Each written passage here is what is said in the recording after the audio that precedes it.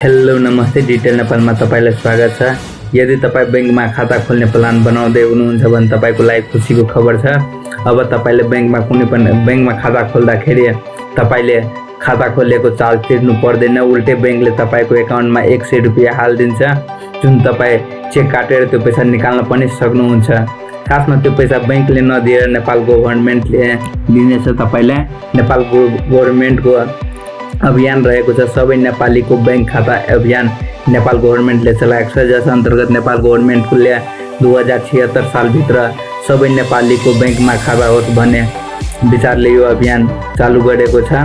नेपाल सरकारको नारा रहेको छ, समृद्धसँग जोडौ नाता सबै नेपालीको बैंक खाता भन्ने नारा रहेको छ नेपाल गभर्नमेन्टको।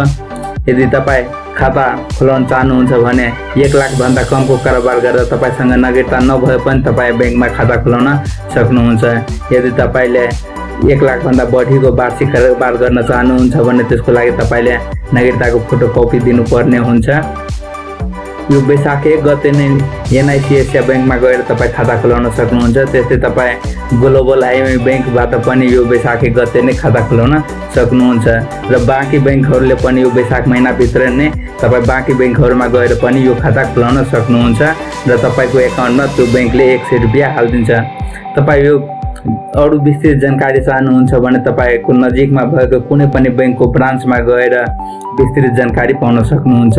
दोस्त भिडियो हेर्नु भएकोमा तपाईलाई धेरै धेरै धन्यवाद।